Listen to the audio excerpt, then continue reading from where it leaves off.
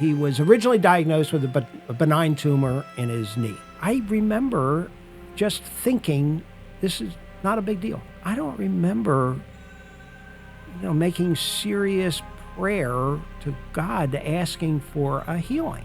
Welcome to Reaching for Answers, the road from Emmaus.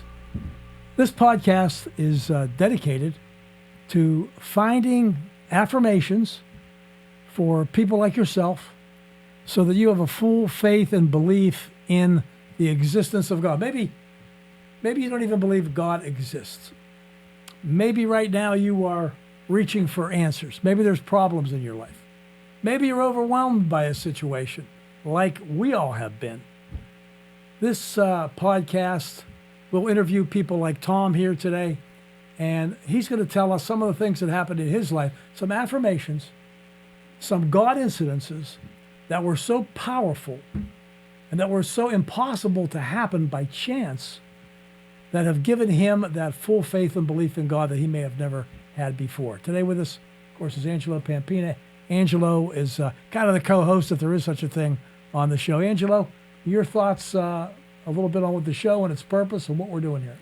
Just excited to be here, Bob, and get to hear Tom's story and just and share those God instances, like you said to me. That I think you coined that phrase. I don't know, was that 10 years ago? God incidents. Yeah. God incidents. It's not a coincidence. Yeah. People talk about coincidences a lot, right? It's a coincidence. That wasn't a coincidence. I don't believe in coincidences, but in reality, we have found at least that there are verifiable God incidences that happen. Not, I just thought something was going to happen, but maybe Angelo was involved, Tom was involved, 3 other people were involved, and how could that possibly have happened at that moment in time?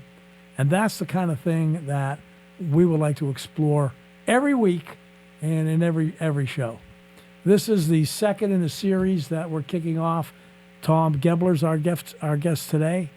And as I said, Angelo, we'll go back and forth with Tom and just set things up and lead you, Tom, into where you were in your faith at one point, if you even had one, right?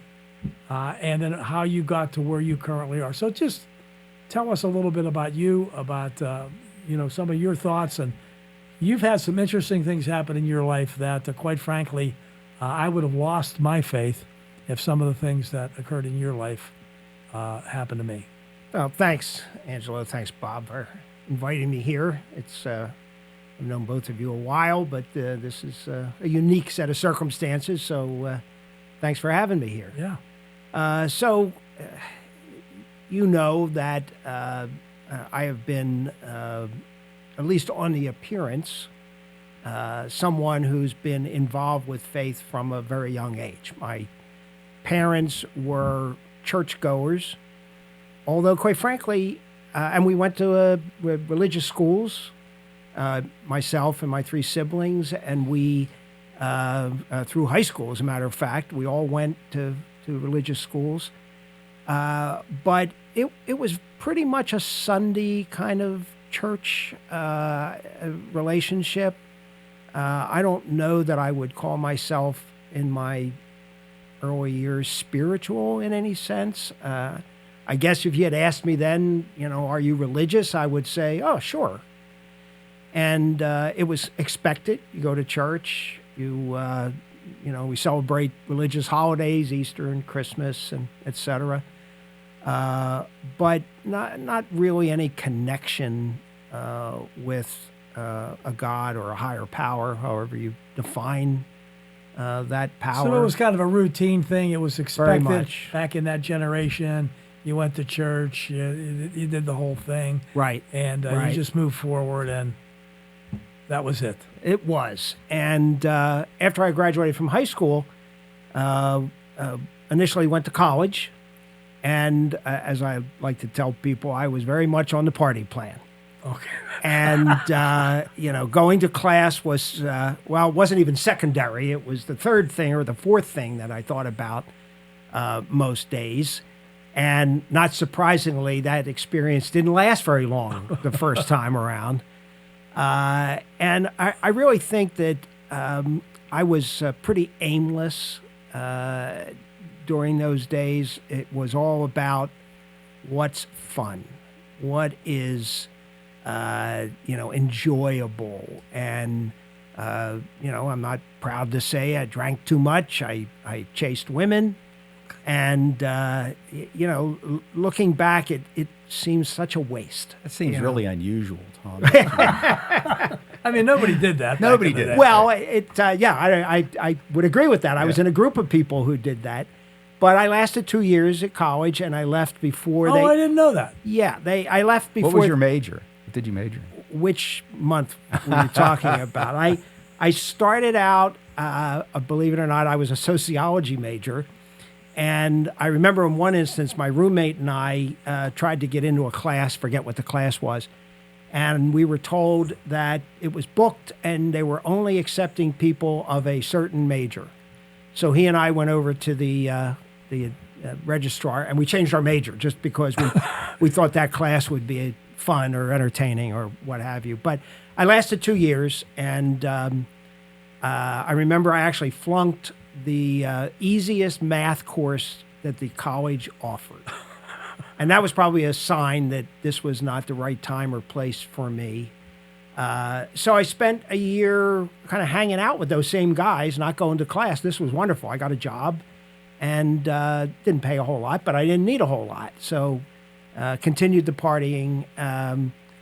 And Needless to say, faith wasn't at the top of Oh, no, faith of wasn't- the list. no. Yeah, it wasn't even. no, it wasn't a part of it at all. So you weren't in the choir at that time. Oh, well, I was not in the choir for a lot of good reasons, but not the least of which I can't sing a lick. But no, I was not involved with any kind of religious or spiritual, it was a secular college. And so I left there after 2 years of classes, if you want to call it that, a year of working and partying with these guys and gals. And I went into the Coast Guard, spent 4 years in the Coast Guard. Again, I wasn't going to church at all at that point in time. And in fact, when I got out of boot camp, I was enlisted. I volunteered to go to Vietnam, which was still going on at the time, which gives you an idea how old I am. And fortunately, they sent me to New Jersey. War-torn New Jersey is the way I used to describe it. War-torn New Jersey. Right, right.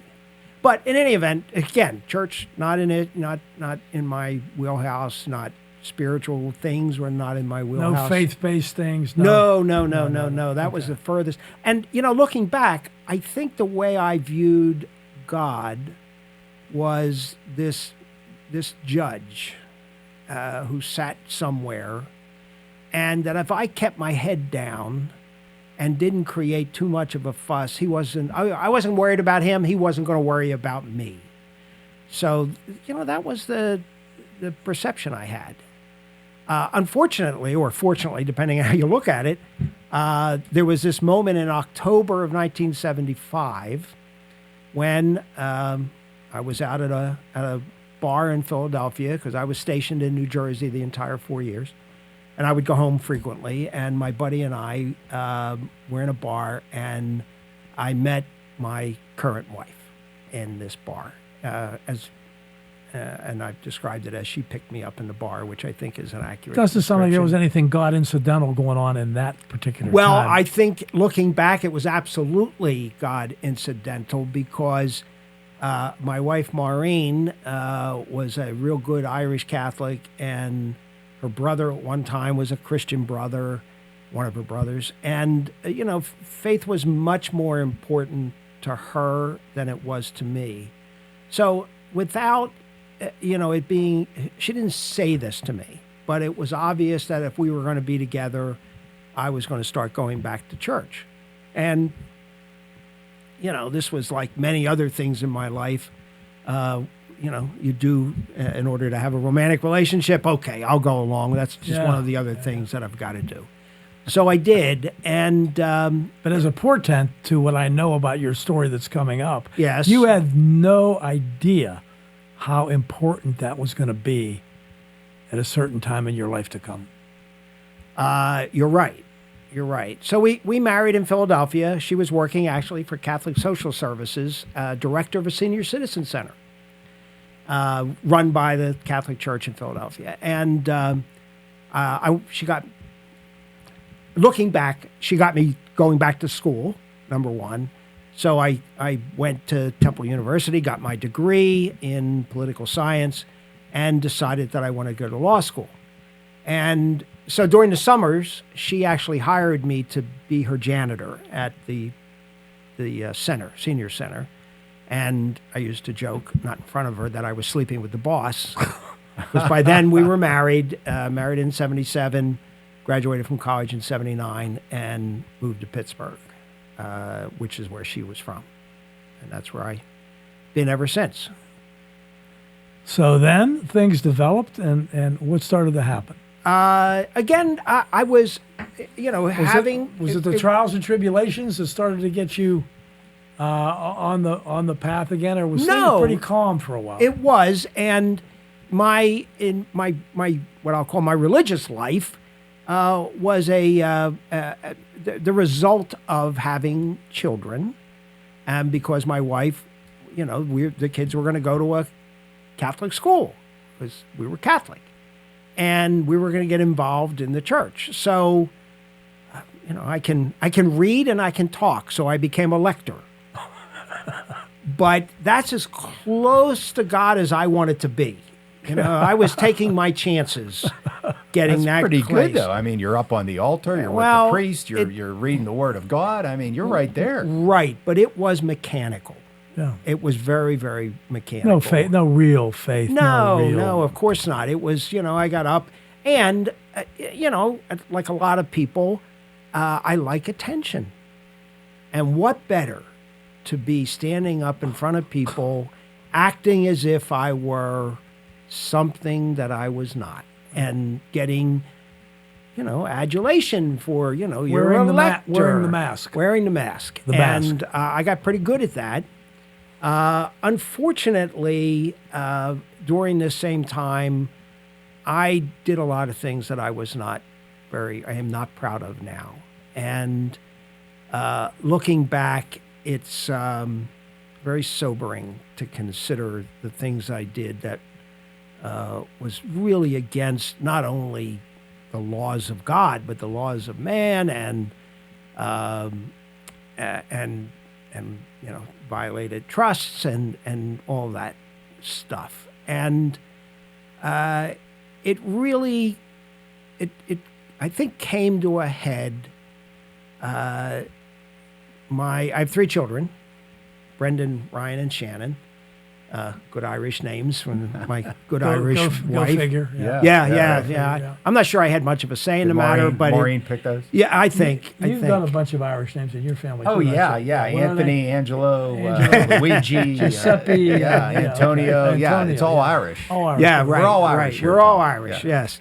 So so the 3 children all went to Catholic schools and went to Catholic high schools, and so as a matter of fact, my oldest son followed very much in his father's footsteps. He graduated from high school here in Pittsburgh and went immediately to college, and he did the same thing. I think he only lasted a year, though. Well, he was a musician, a hockey player. No, that's his brother Ryan. That's his brother. Okay, right. But in any event, he also decided after a year or so of college, he joined the Coast Guard, spent 4 years in the Coast Guard. So, and one of the looking back now, really a God incident. So after he had dropped out of college and said, "Dad, I'm looking for something." He said, "I'm thinking about going in the service, and I'm thinking about the Coast Guard." And I said, "Well, it was a great experience for me. Why don't we go see a recruiter?" So we did, and he talked a little bit about all the changes that have occurred in the many years since I was in.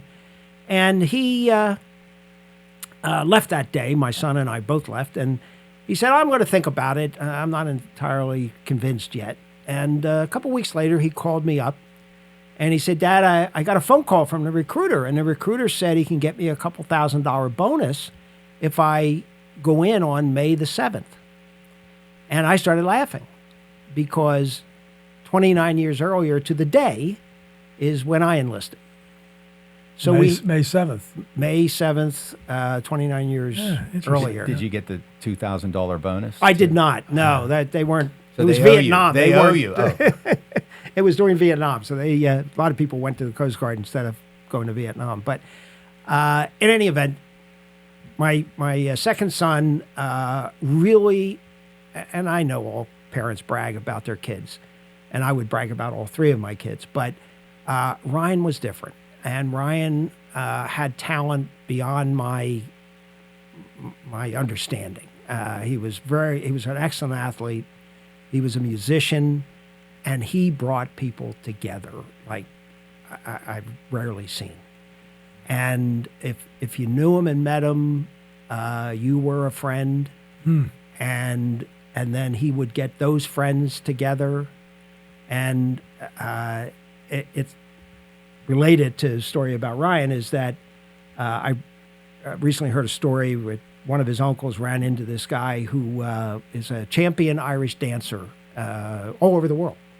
And he went to high school with Ryan. And his uncle went up to this young lad and introduced himself and said, "I think I've met you before." And he said, "Why?" He said, "I'm Ryan Gebler's uncle."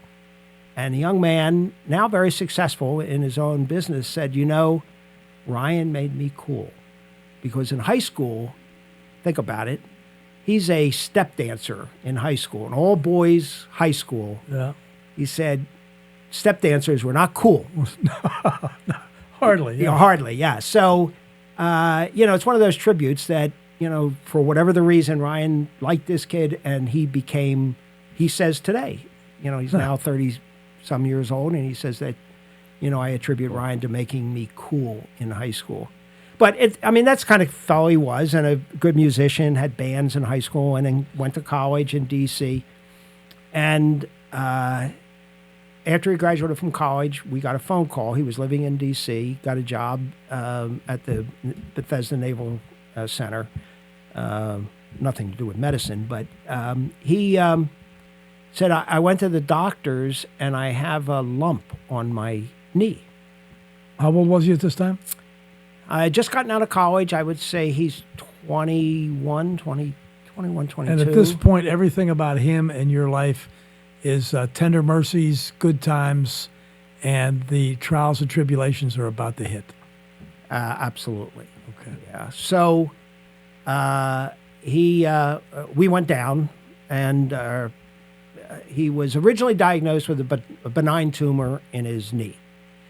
And, okay, so we're going to get treatment. This will get taken care of and no problem. Well, it doesn't respond to whatever the treatment they were giving him. And, all right, we're going to do another biopsy. And I was there when he met with the doctor. It is a malignant tumor in his knee. And I am by nature an optimistic person. And while his mother is much more a realist than I am, I believed even a malignancy, it's going to be okay. I remember just thinking, this is not a big deal. This is going to be taken care of, and we'll all talk about this someday. And again, looking back, this is really an indictment of my faith journey, that I don't remember making serious prayer to God, asking for a healing. And I have to admit, I'm slightly embarrassed, maybe more than slightly embarrassed by that. And so he began treatment, and I guess the real blessing is that from the day he was diagnosed, going forward, either myself or my wife were able to be with him every single day. Nice. And he spent a lot of time in the hospital because he got treatment at a children's hospital down in D.C., Children's National Medical Center, terrific place for children. And unfortunately, they could not cure his cancer. It metastasized into his lungs. And on December 23 is when he died. December 23, 2012, he died.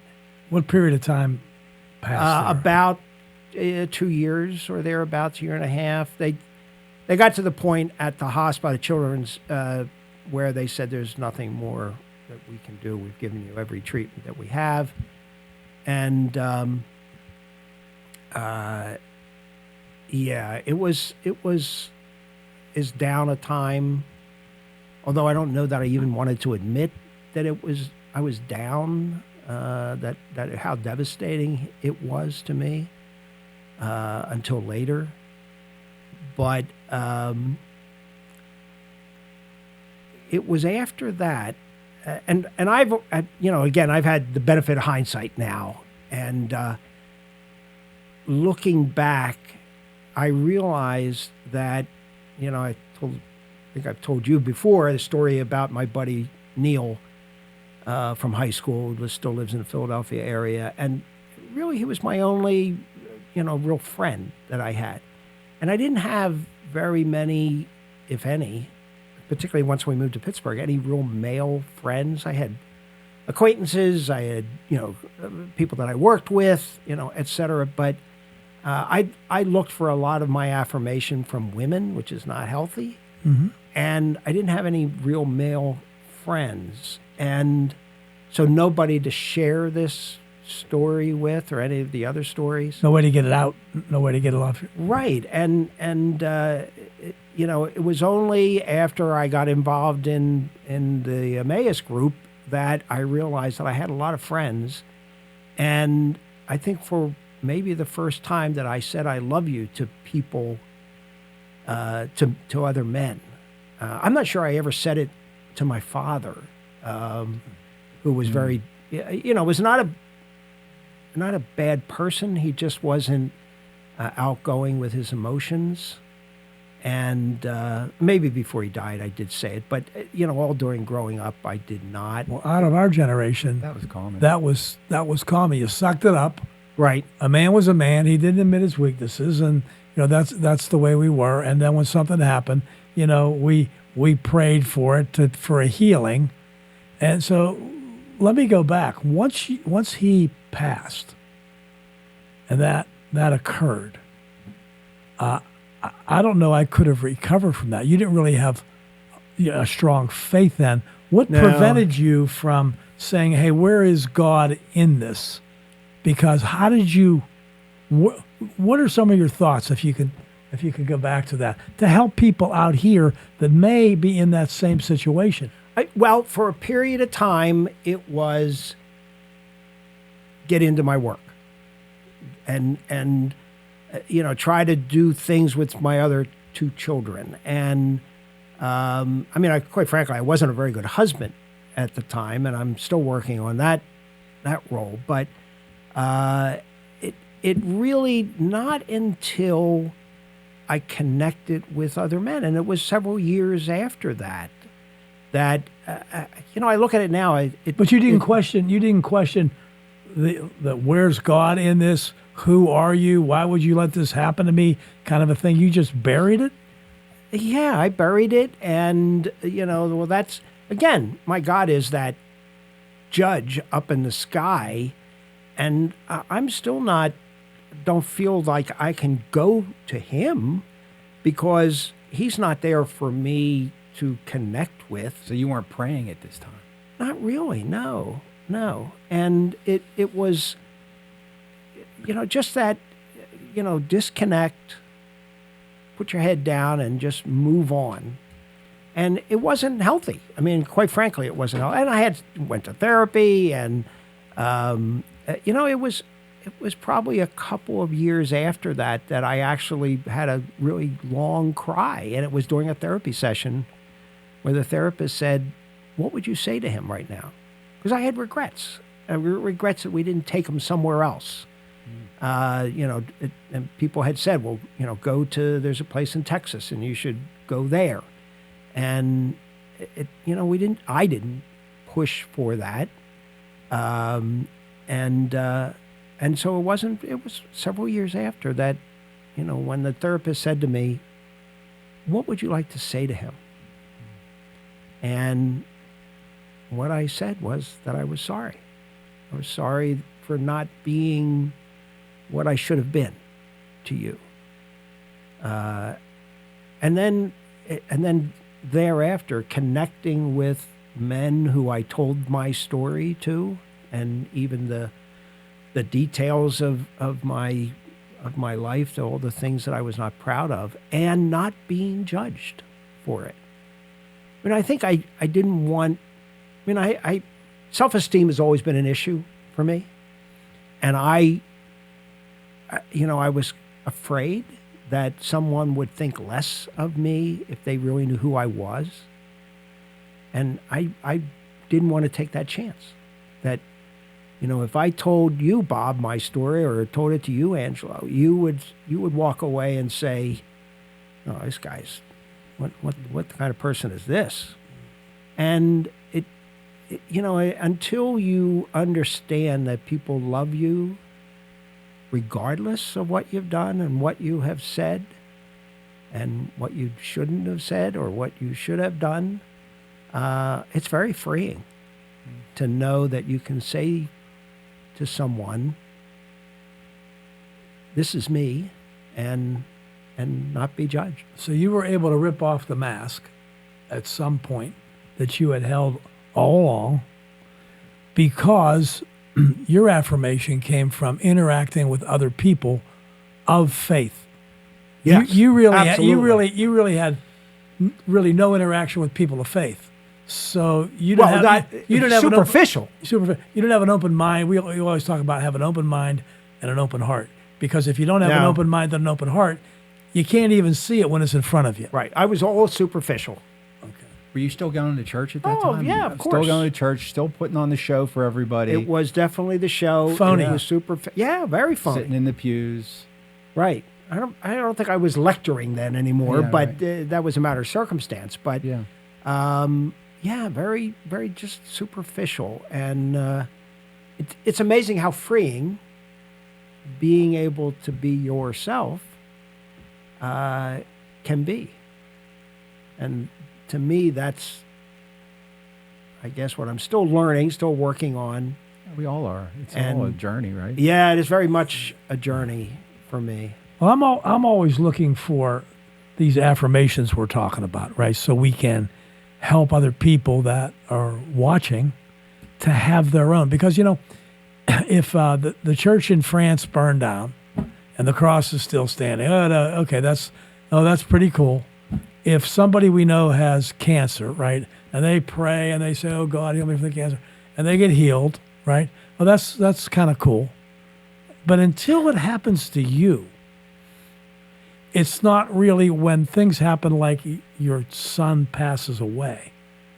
That's when you really need something of your own that tells you that, yes, there really is a God, and it's not all just about somebody else's affirmation, which means nothing when your son passes away. Right, Is that right. correct or incorrect? No, it is correct. And I have to admit, I am, my name is Thomas, and the very famous, apostle was a doubter.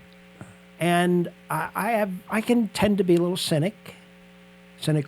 And, I'm not I have a hard time with miracles. Yeah.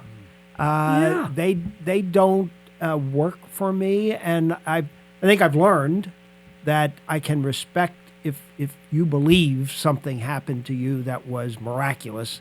Fine, that's for you. I don't. That's not me. I can't connect with something miraculous. However, what I can connect with is the power that we find in relationships. And here's my example. Love your neighbor as you would yourself. Well, even more than that. After Ryan died, his friends that he went to high school with and college with, and his family has a big extended Irish family, Angelo, you can appreciate this, absolutely. right? Yes. Big Irish family. Big Irish family. Yeah. You guys will have to come over. They started in his honor, they started a foundation. And the idea was because he was a musician, and there was a music therapy program at Children's National that and that's all philanthropy based. It's not no government's paying for that, but it's very powerful. And he was involved in that when he was in the hospital. That we would raise money to support music therapy programs. That was the initial ideal. And so at least once a year, the folks that are in the D.C. branch of the foundation, that's my reference, they hold a fundraiser, and there's a hockey game for alumni in which they all wear his number on their jersey. Sweet. But at night they have they went to a bar. My son didn't fall far from the tree that he hung out with in an Irish bar in Washington, D.C., and they have this fundraiser. All that is well and good. And whatever money they raise, that's terrific. But it's the affirmation that I see is the connection of people who are there, people who are young folks, men and women who are now married, have their own children, and come back for this event. And I often think, why? Why do they do that? And it's something is drawing them there. And I don't know whether there would have been something equivalent if Ryan had not died, but I feel his presence at those kinds of events, that to me is the God moment. When these young folks come up and give you a hug and say how much they love you and miss you. They see us once a year. And it's that connection to me is, okay, now I'm starting to understand. God puts us all together for a reason to support and honor each other, and I'm just a beneficiary of all that. And it's a wonderful thing. It really is. I would say that from the outside, there's another affirmation. You're this guy who didn't really like guys and hang with a bunch of guys, neither was I. I was never that guy, the Right. guy's guy, right? So how in the world did you ever get involved with an organization like Emmaus that's a bunch of guys? My wife calls them the huggers, because, they embrace is called an abrazo and all that. How did you make it from there to being in this organization, which to me is an affirmation? Because you just don't make that kind of leap. How did that leap even happen? Yeah. All right. So this is a little bit of the inside stuff that I don't tell everybody, but I'm in a 12-step program. Everybody's familiar with the various variations of 12-step programs. And one of my fellow 12-steppers was already in the group. Okay. And someone who I respected. And, in the 12-step programs, you reveal yourself to each other and you're accepted. That was kind of my initiation into this kind of loving relationships that I've developed. So in any event, he invited me to come to this. He said, I think this would be good for you. And my reaction was, well, I respect this guy and I care for him, but I'm not sure this is going to, Not me. So Not for me. You had the same, Angela, correct? So I showed up on Friday night, and I fully intended that I was going to stick around for a while and then skip out, Yeah. right? So Bolt. nobody's going to miss me, and So the problem is, I had told my wife I was going to this weekend, and my friend Dave, who invited me, I don't know if he was even there, but I had told him that I was going. Now I've put myself in a trap of my own making, right? I get invited. I think, okay, I'll just, this is not for me. And, but I've already told people. Now, where am I going to go? Yeah. I don't have I don't have a lot of friends in Pittsburgh. My family is not here. My wife's family is who I associate with. Now, where am I going? Okay. So I'm stuck. And that's the way I Stuck at approached it. Emmaus. I'm stuck in this building, and I'm just going to sit in the back and have as little to do with any of this as I can get away with. And then I realized that people started telling their stories. And boy, some of this sounds really familiar. And, you know, you can see connection with people. It's a, you know, it's hard to put your finger on it, but it's something that you recognize. And I was thinking to myself, you know, this is something different for me. I'm not, you know, this is foreign. So maybe I better start listening a little more and connecting as little, you know, take little baby steps.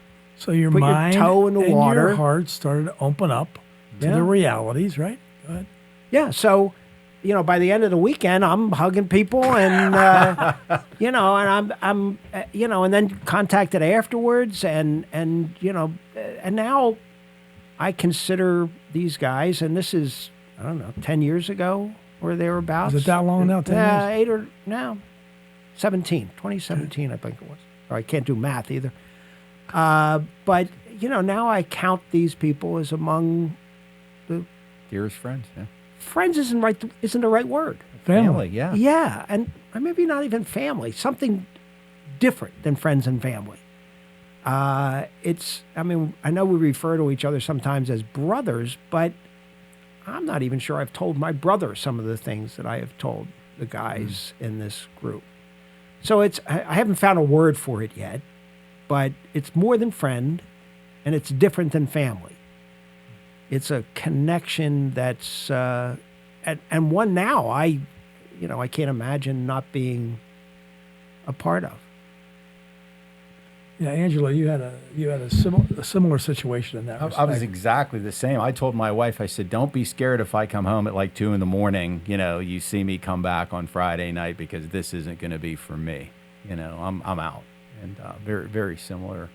You know, that was my out. I said, don't worry, honey. Don't be afraid. I'm gonna go. But you were Italian. You were kind of into the. I was into the hugging. Yeah. You were I into was- the Okay, all right. I'm good with hug. You know, Irish. You guys are a little more Yeah, German, right. a little more standoffish, but Italians were more the love. But yeah, it was very similar. Where again, that, as you say, the God instance, something happened. I can't put my finger on it. I can't tell you exactly what happened during that retreat, but something changed in me over that 48 hours, because it's only 48 hours.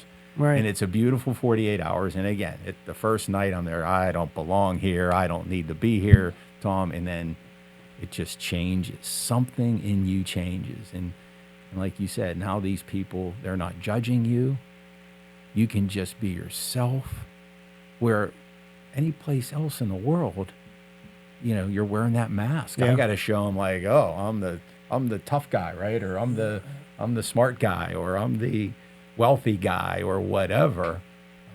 You can just be you. And, And- and there's nothing wrong with it, but it's not this over the top Bible study kind of stuff, No. which is terrific. But you know, coming from where you came from and I came from, that kind of thing would have turned me off, because it was very too much. too over the top. Stand back. But then, as I see it, God intervenes, introduces you to these people. And do you think that today you would have gotten through and be where you are? And in fact, today, if an asteroid came toward the planet, if the aliens showed up out of nowhere, okay, are you at a place I where... hope we're on a podcast when that happens so we can talk about it. But Are you But- at a place where, because of what's happened to you, you went from, like, you know, does God really exist? Is this really just a story to help us get through life? Are you at a place now where you have a fairly certainty that no matter what happens, those situations have proven to me that there is a God, He is alive in my life, and that I have full faith and trust in that? Or am I putting words in your mouth? no. I think it's. I wouldn't have said it as eloquently as you, Bob, but I think I am in a very different place. And you know, you were asking before about affirmations. I'll give you another one that happened along the way. So my wife, with her family, had her mother's brother and sister, never married, and lived together in Pittsburgh. And we would see them once a year. They would throw a little Christmas party, and we would always go. And her Uncle Bob was a very interesting fellow, not well educated, but read a lot. So you could go and talk to Bob and, what have you read recently? And you could have a conversation about whatever book he read. And they were all biographies. I mean, he was a bright man, but not educated. Well, Aunt Pauline, his sister, who he lived with, she died. And, of course, my wife's aunt, we're going to go to the funeral. And we go to the funeral, and quite frankly, I don't know that I had more than a couple of dozen words with this woman over the years. I always gravitated to her brother, Bob. And Aunt Pauline, she had some kind of facial deformity, and, she was just very quiet, and I didn't know anything about her. Well, we get to the funeral, and the priest gets up and talks about how this woman is his role model and how special she was. And I was not alone. The rest of the family is looking around the room like, what? Who are they talking about? Is this Aunt Pauline? And it turns out that she had this life that at least I didn't know about and my wife didn't know about, of doing just wonderful things for people. And the priest during his remarks said that she was a real devotee of a fellow by the name of Henry Nouwen, who was a Christian writer. And once the family started talking about this, somebody got one of his books. And I'm talking about a book that's a quarter of an inch thick, one of the most powerful things that you could ever read. And now these books were starting to get passed around. And I will never forget, one of his books, he talked about being God's beloved. And I'm thinking, wow, what is that like? And reading, and then I was insatiable. I had to read the next book and the next book. But that was the most, now I'm looking at God not as that judge who's going to smite me. I'm looking at a God who considers me to be, if it was good enough for Henry Nouwen, maybe it's good enough for me. And, thinking about God as who he thinks I'm his beloved. A prodigal son. He's the prodigal father. And that scripture comes to life. And Nouwen wrote a book called The Return of the Prodigal Son, okay. And based on Rembrandt's very famous painting of that scene from the Bible. But he brings it to life, and that has always stuck with me. That thought that I am God's beloved. Well, I love it. We're getting close to wrapping it up today, and that's, I think, a beautiful place to make the transition. What would you say to the people that hopefully are watching this? What kind of things, can they do if they're hopeless, if they're reaching for answers, if they're overwhelmed, or if they just want to boost? What are the things to get involved with that help those affirmations come about so that they have those ones of their own that they can count on the rest of their life? When the storms overwhelm them, how can they get what you've had and I've had and he's had and so many people we know? I think, in my view, if you have or can develop that connection with other people in a way that is humble and thoughtful and loving, if you can develop that, and I've heard it said that pride is maybe the worst sin of all, and what's the opposite of pride is humility. And I think, and I don't know if this directly relates to that question, but being as humble as you can, to the extent, there's a piece of trash on the ground, you pick it up. Not because somebody is watching you do that. It connects you to, the ground, the roots, and it's a humble act.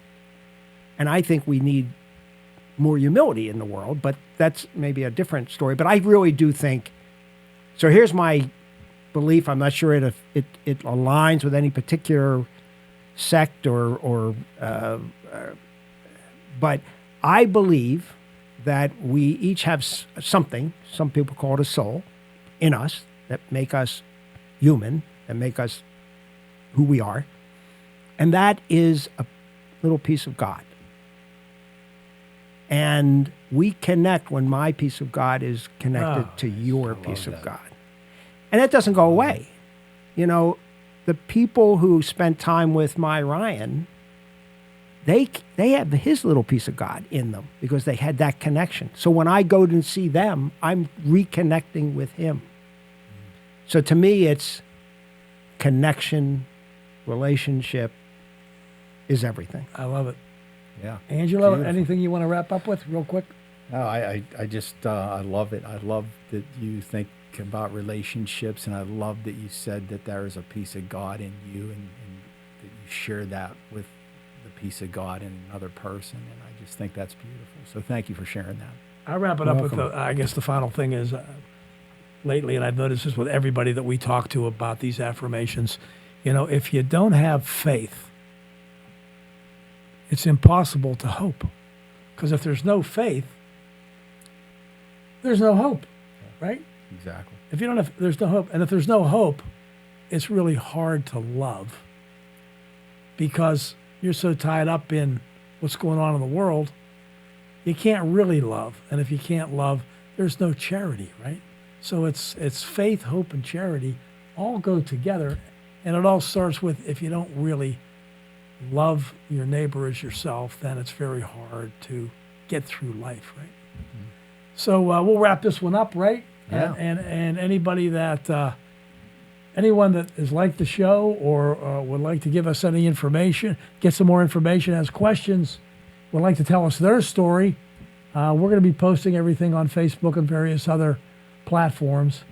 And we'd like you to send us your stories and to tell us if you want to get in touch with Tom, did anything that he said hit you or Angelo or myself, because we're here for one purpose and one purpose only, and that is to help you when you're reaching for answers. Thanks for tuning in.